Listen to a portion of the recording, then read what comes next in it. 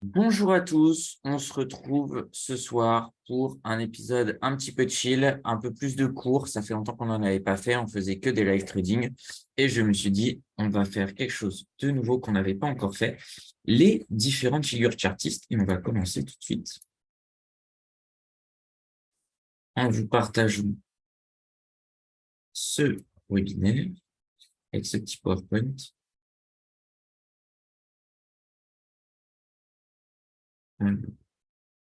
Est-ce que ça fonctionne?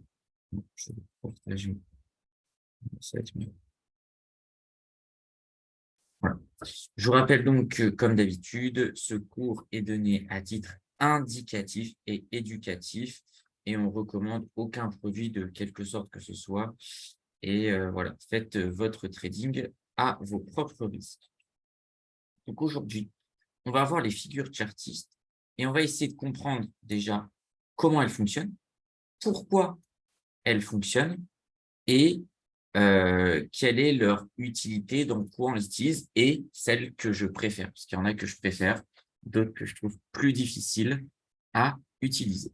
On commence donc très simplement avec le double top. Alors, comment ça fonctionne? On a d'abord une première ligne de support, une première ligne de résistance. Le marché monte, marque un premier point. Jusque-là, nous, on n'intervient pas. On ne sait pas qu'il y a pour l'instant une résistance. Il redescend, il y a un support, mais on ne sait pas d'où il vient là ce support avec ce qu'on nous est donné, on n'intervient pas.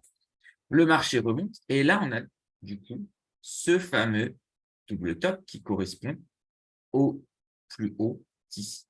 Et donc là, on va pouvoir rentrer en position, vendre ici pour racheter par ici, parce qu'on ne sait pas encore que ça va casser. Donc, on rachète notre position sur cette ligne bleue qui correspond au support au plus bas ici. Si jamais le marché casse, alors là, c'est encore plus fort. Donc ça, c'est une figure chartiste qui marche à peu près 70% du temps. Le marché casse et on a un pullback. Alors là, on peut jouer ça très, très fort. On vend ici et on rachètera on rachètera des niveaux qui correspondront à un double top ou une autre figure qu'on a vue ou un point précis dans le carnet d'ordre. Vraiment, il y a plein d'indicateurs qui se complètent. Mais voilà un petit peu comment on travaille. Si ici, on joue 1, bah sur le pullback, on peut jouer 3. C'est vraiment beaucoup, beaucoup plus puissant comme signal. Si vous avez des questions, bien sûr, n'hésitez pas à les poser. Et si vous regardez en replay, parce que je sais que vous êtes plus nombreux à regarder en replay, eh bien, venez vers votre account manager IronFX qui me transmettra vos questions et je serai ravi d'y répondre. On refera des webinaires. Je pense qu'on va refaire aussi celui sur la volatilité parce qu'il vous avait bien plu et il est un petit peu technique. Voilà. Donc, cette figure du double top, elle marche 70-80% du temps. Moi, c'est une figure que j'apprécie beaucoup et que je trade avec beaucoup de confiance, contrairement à d'autres qu'on verra après, qui sont un petit peu plus difficiles à, euh, à appréhender. Et en fait, psychologiquement, comment ça fonctionne ça? Pourquoi le marché réagit comme ça? Tout simplement, on a le marché qui monte. Jusque-là, on ne sait pas ce qui s'est passé avant. Hop, il redescend. Et là, dans cette phase de baisse, tous ceux qui ont acheté à ce niveau-là, du coup, se retrouvent perdants. Et quand on va revenir sur ces niveaux de prix, eh bien, on va avoir d'une part ceux qui ont acheté là, éventuellement si ça correspondait à un précédent support, qui vont revendre au niveau du dernier top. Et surtout, ça dont on est sûr, ceux qui ont acheté là, qui vont revendre ici puisqu'ils ont souffert durant toute cette partie. De même, là, on a exactement la même chose. Ceux qui ont acheté là qui disent, ah tiens, ça a rebondi ici, on a un double bottom. Ce sera la figure suivante. J'achète là. Et en fait, ah ben mince, je perds, ça revient ici, je reprends mes bénéfices. Voilà. Psychologiquement, c'est comme ça qu'on peut analyser la figure. Elle représente toujours plus que des mouvements de prix, elle représente des facteurs psychologiques, parce que même s'il y a beaucoup de trading algorithmique aujourd'hui, il y a quand même une grande part de psychologie et d'humain dans le trading, et c'est ce qui fait que les figures fonctionnent. Et bien sûr, il y a aussi un peu de prophétie auto-réalisatrice, c'est-à-dire que les figures fonctionnent parce que on dit qu'elles fonctionnent. Moi, par exemple, je les joue, plein d'autres personnes les jouent, et ça renforce cet effet de fonctionnement des figures. Voilà un petit peu.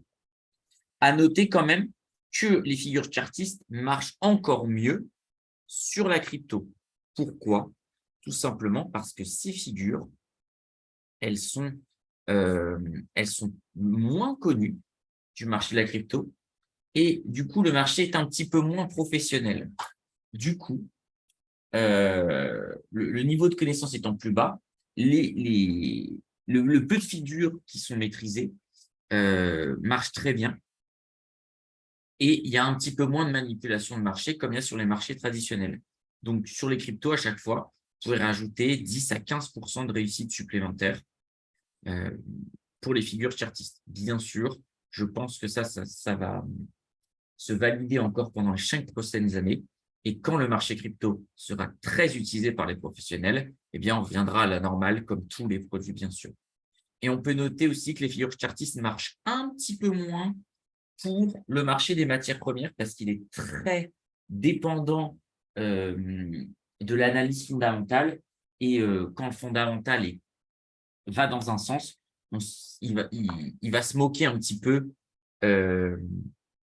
des considérations techniques. Je vous donne un exemple, parce que moi, j'ai beaucoup tradé le minerai de fer, le charbon et le pétrole. Si demain, on a une grosse baisse de production du minerai de fer, la Chine, qui est le plus grand importateur, non pas producteur peut-être de minerai de fer de basse qualité, et le plus gros consommateur de minerai de fer, eh bien, il ne va pas s'arrêter de développer son pays sous prétexte que les réserves sont moins importantes. Ils vont juste acheter plus cher parce qu'ils ont vraiment besoin de cette matière première. Et alors là, votre double top, il va être explosé largement, quoi, jusqu'à une certaine limite. Mais l'analyse fondamentale vraiment se moque de l'analyse technique, soit quand elle est très importante, ou bien quand, quand les marchés sont très dépendants de cette analyse. N'hésitez pas si vous avez des questions. C'est un peu de ma faute, je ne vous ai pas encore activé le chat. Voilà. Là, le chat est activé, tout le monde peut parler.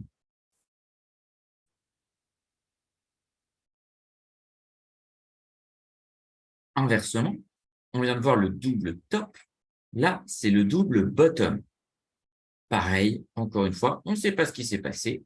Le marché rebondit là. On ne sait pas toujours pourquoi. Le marché, ici, s'arrête là. Et quand il redescend, eh bien, on achète ici pour revendre ici. De même, si le marché explose à la hausse et qu'il y a un pullback, il n'y a pas toujours un pullback, mais sur les marchés américains, vous avez très souvent un pullback. Sur les marchés européens, un petit peu moins.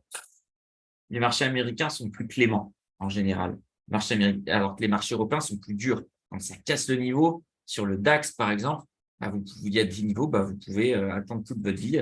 Ça ne reviendra jamais, jamais dessus. Et donc, les stop-loss doivent être plus courts sur les marchés européens et un petit peu plus larges sur les marchés américains puisqu'ils offrent plus souvent des pullbacks. Du coup, analyse psychologique, c'est la même.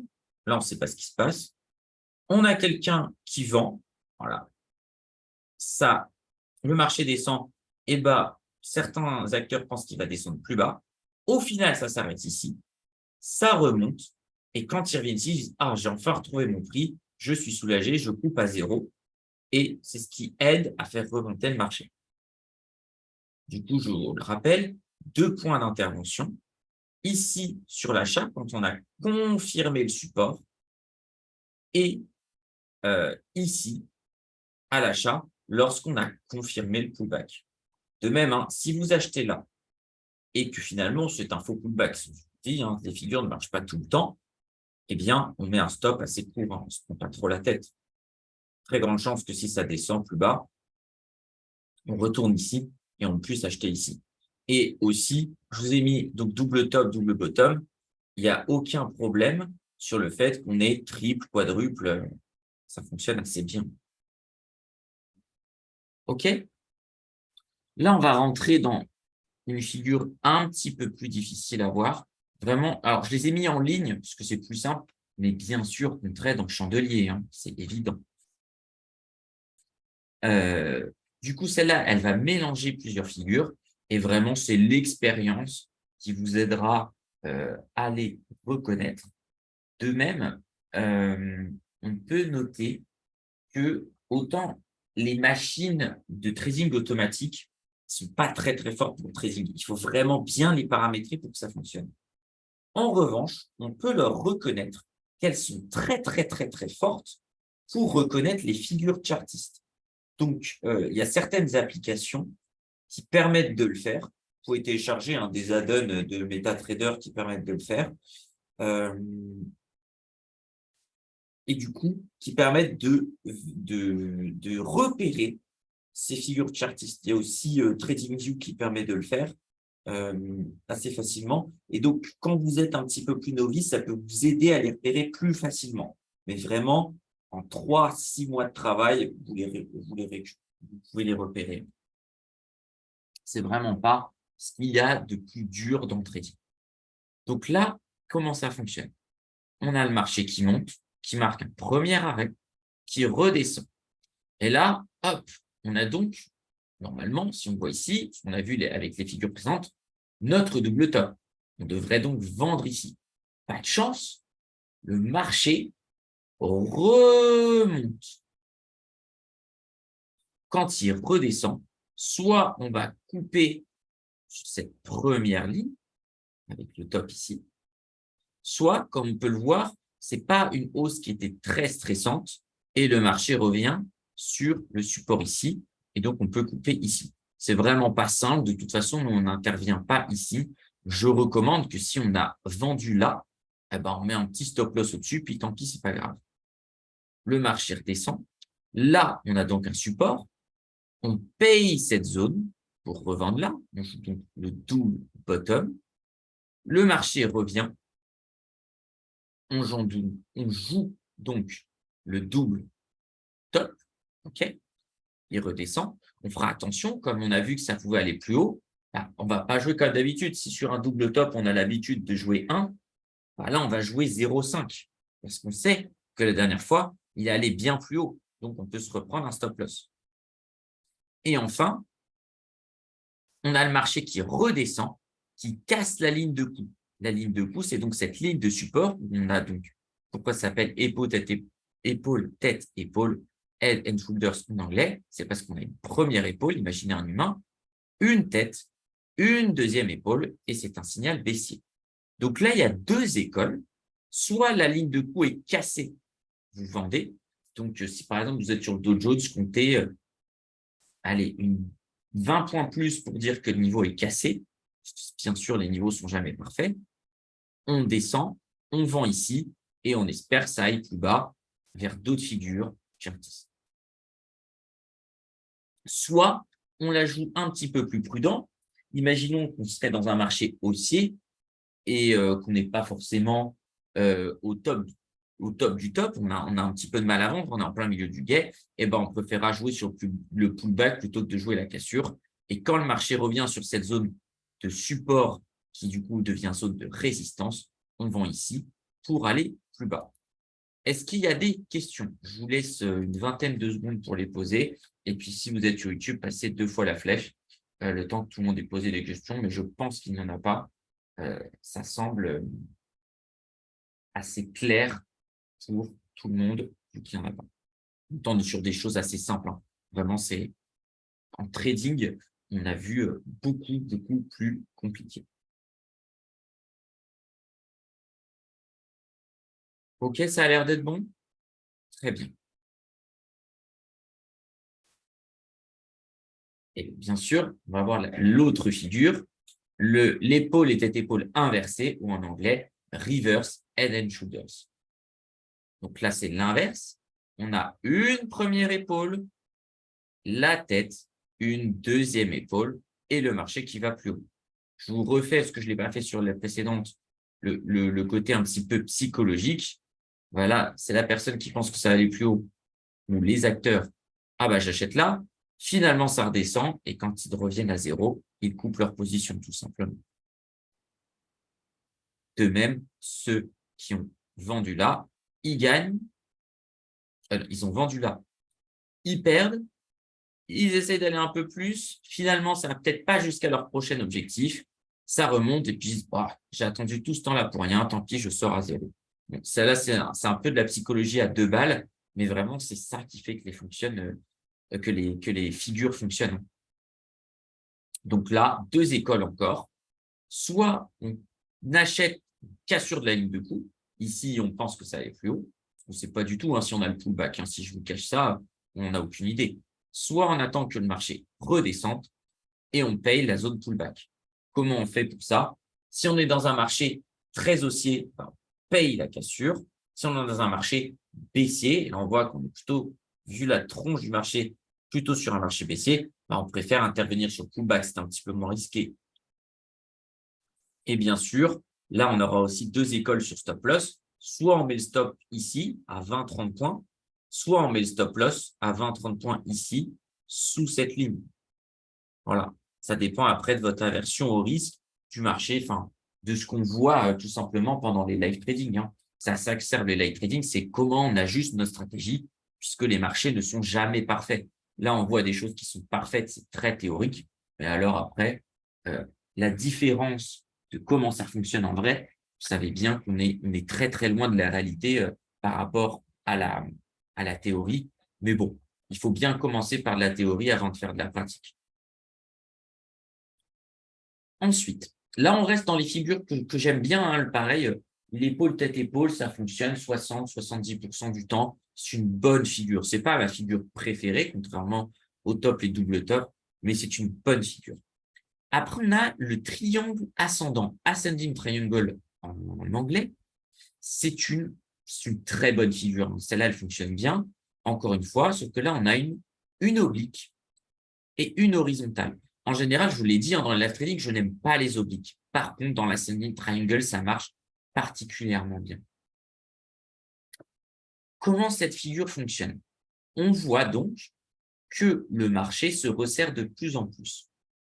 Cette figure fonctionne de plus en plus, il faut rajouter les volumes en bas. Si vous avez une hausse du volume alors que cette figure se rétrécit, puis là, elle marche en 2 coups, mais ça pourrait être une infinité de coups, alors la figure a encore plus de chances de fonctionner. Et donc, on voit que les acheteurs sont prêts à payer de plus en plus tôt, alors que les vendeurs vendent toujours au même prix. On a donc une pression à l'achat qui fait que le marché peut exploser à la hausse. Et très souvent, on n'aura pas ce pullback parce qu'on a une vraie pression acheteuse. C'est pour ça qu'on n'a pas le petit côté, ça monte, on revient sur le niveau et ça répète. Et là, tout simplement, si vous êtes dans un marché haussier ou neutre, vous allez jouer comme ça. Si vous êtes dans un fort marché baissier, vous allez peut-être attendre le pullback, tout simplement. Et après, si on est sur un marché baissier et qu'on est quasiment en plus bas, on arrive sur des niveaux d'achat long terme, on peut payer directement ici. C'est comme ça qu'il faut un petit peu ajuster, OK? Et donc, là, on a du coup T double top et T double bot décalé. Ceux-là, on pourra les jouer. C'est-à-dire que là, on a le niveau qui se crée une première fois, qui est confirmé là. Ici, on vend.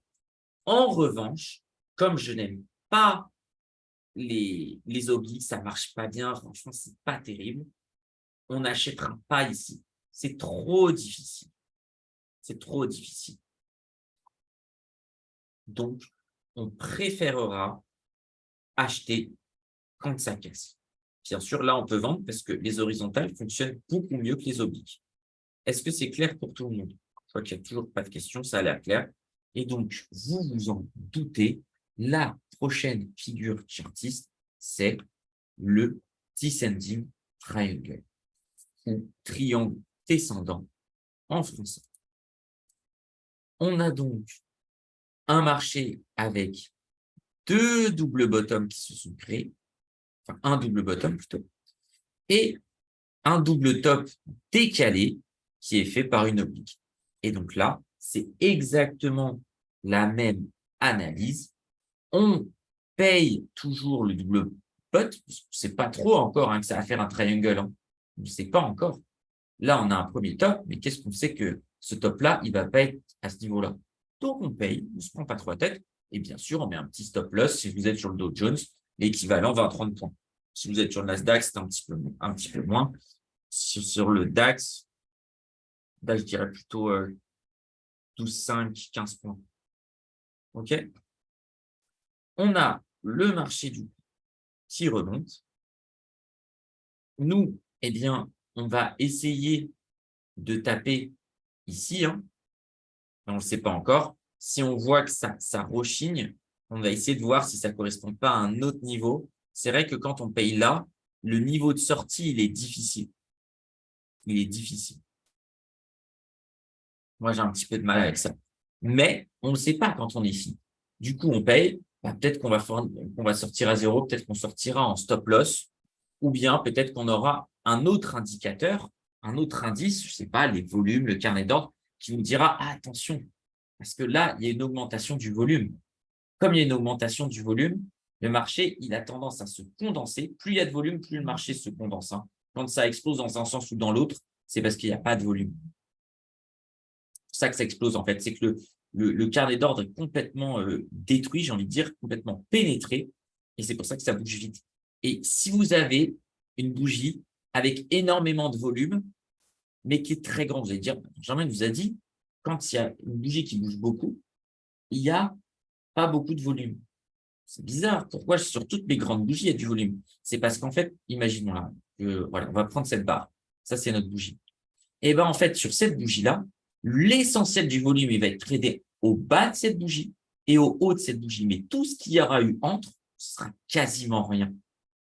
Et c'est ça qui fait que ça bouge beaucoup. Donc, on va voir qu'il va y avoir une hausse du volume graduelle. Et donc, peut-être que ça va nous inciter à couper un petit peu plus tôt. C'est ça qui peut nous aider. Mais je vous avoue que c'est pas facile. Par contre, là où c'est beaucoup plus facile, c'est quand on voit que notre triangle se construit et que ça casse à la baisse. Là, par contre, vous pouvez vendre. C'est une figure qui marche extrêmement bien. Elle fait partie de mes figures préférées. Est-ce que c'est clair pour tout le monde ou pas?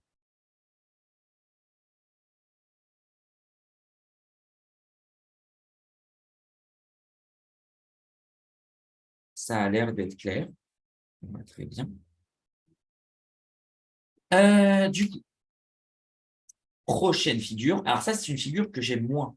Je pense que vous l'avez compris parce que c'est une figure avec deux obliques. Du coup, elle est super dure à trader, à comprendre, à analyser.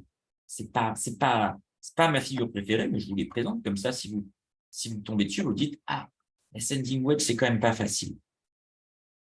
Elle combine donc deux obliques qui vont vers le haut avec une augmentation des volumes. Et ce biseau ascendant, il se rétrécit de plus en plus.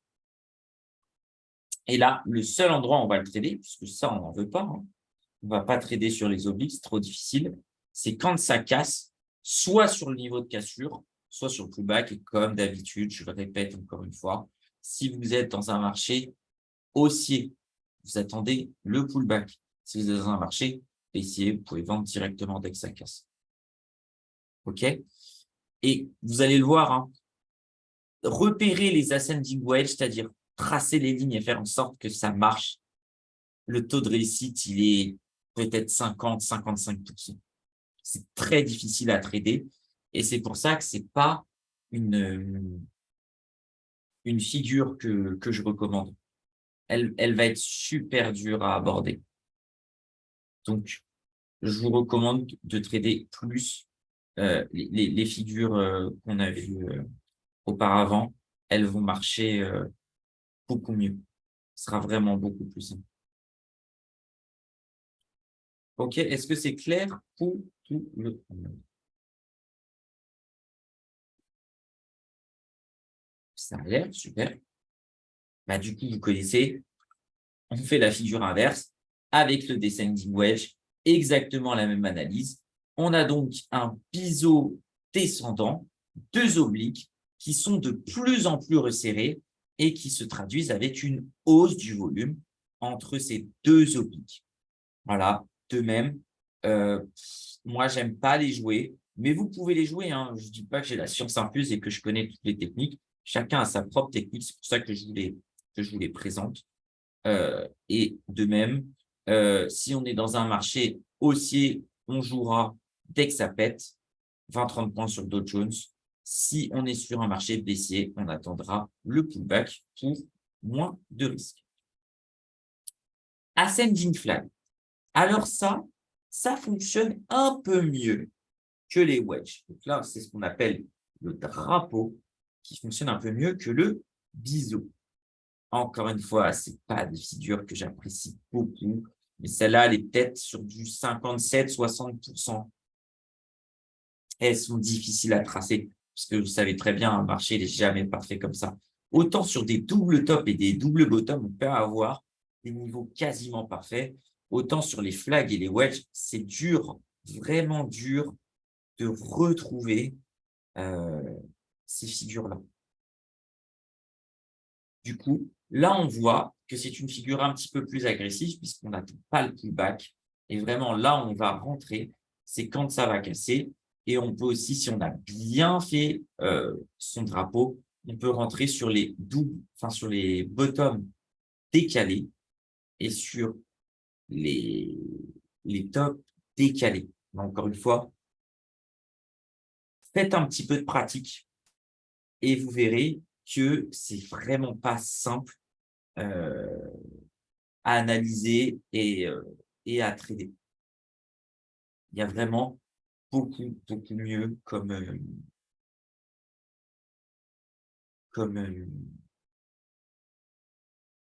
figure. Vraiment celle-là, je dirais, je les réserverais pour les joueurs un peu plus aguerris. Vous aurez beaucoup plus de chances de réussir.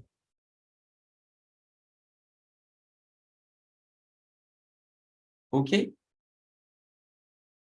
On continue donc. Là, je suppose que vous avez bien sûr déjà deviné le descending flag. Exactement la même chose. On a deux parallèles avec deux, enfin, deux doubles tops, un double top, je veux dire, décalé, et un double bottom décalé. Et c'est une figure un petit peu plus agressive parce qu'encore une fois, on le joue à la cassure à la hausse. Je vous laisse, allez, 30 secondes s'il y a des questions. Si vous êtes sur YouTube, le temps que tout le monde pose ses questions, je vous laisse passer. Et en attendant, je vais aller ouvrir la plateforme de trading pour qu'on fasse un petit point sur les marchés, parce qu'il nous reste 10 minutes à passer ensemble. Et comme ça vous fait un petit point dans la semaine, même si on a le prochain webinaire, c'est lundi 24 avril à 15h30.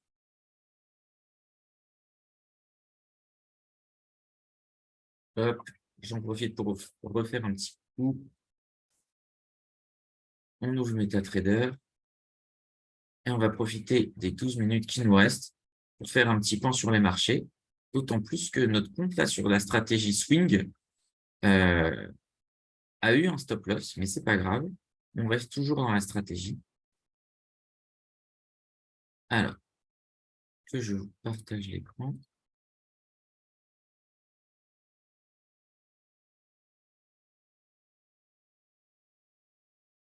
Voilà. Donc, on repart sur nos petits trades qu'on avait faits. Vraiment, il ne faut pas s'inquiéter, on a perdu quelques pourcents. On avait donc deux positions, deux positions à 33 600 qui ont été coupées à 33 950. On est à 33 850. On voit que pour l'instant, on a bien fait puisqu'on n'a toujours pas touché notre niveau de 33 000 qui est ici. Il nous reste donc quelques positions qui se trouvent plus haut.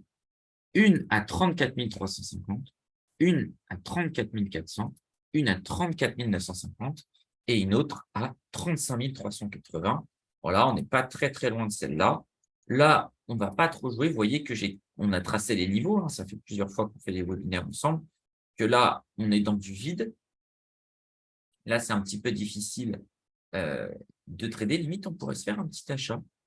On va peut-être se programmer un achat un petit peu spéculatif, parce que là, le marché a envie de nous dire qu'il peut retourner vers ces niveaux-là, hein, nos niveaux de vente. Donc, on va essayer de se trouver un petit niveau d'achat sympa qui pourrait se situer là, au niveau, ouais, 33 800, 33 780, 33 800. Je pense qu'on va split l'ordre en deux. Je pense que c'est pas mal. On pourra redescendre là aussi, mais c'est pas top, hein. On voyait que le marché, nous, on a vendu vers cette zone-là. On pensait que le marché puisse redescendre. Bah non, hop, on prend un stop loss, c'est pas grave. Et je pense que là, payer cette zone, allez, on va peut-être la split un peu plus. On va split entre 800 et 700. Et du coup, on va se mettre 10 lots, hein. Et on va split le risque aussi. Du coup, nouvel ordre. Sur Dow Jones, on va mettre 5 lots, pas exécution marché, en buy limit à 33 800. À combien on met notre stop loss? Je pense que c'est tous les niveaux de 600 cassés, quoi. Après, c'est des niveaux jaunes, ça. C'est dur.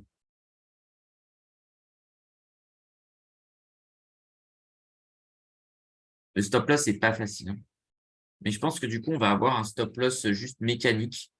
Allez, on va se mettre un stop loss. Là, on joue un petit peu plus long terme à 33 550. Donc, ça ne correspond pas avec les figures dont je vous ai parlé tout à l'heure, hein, pour les petits stop loss. Et on peut viser, ouais, les 34 350, c'est pas mal. Et on va se mettre un autre ordre. On avait dit à 33 600, split. Non, ordre marché, c'est pas ce qu'on veut. On va en ordre différé. Donc 33 600. Avec un stop loss, on va garder le même, hein, 33 550. Donc ça ne coûte pas trop cher sur la deuxième cartouche. Et le take profit. Allez, je pense qu'on peut mettre le même en vrai. Ah non, si on va à 33 600, on revient à 33 800, on est content en vrai. Voilà, comme ça limite un peu le risque. Et en vrai, ce trade, alors on ne peut pas le faire là-dessus, mais on pourrait le mettre en running trade, c'est-à-dire que il repasse. C'est-à-dire que si là, on s'arrête, on achète en 600, on repart à la hausse, on revend donc à 800 et on replace celui-ci. Ça ne me semble pas trop déconnant. Voilà, ça met un petit buy limite. Moi, je ne suis pas très haussier parce qu'on est sur des niveaux hauts, mais ça se fait de payer ces prix-là. On a mis beaucoup moins de risques qu'à la vente. Donc, c'est pour ça que je suis un petit peu plus confiant euh, sur,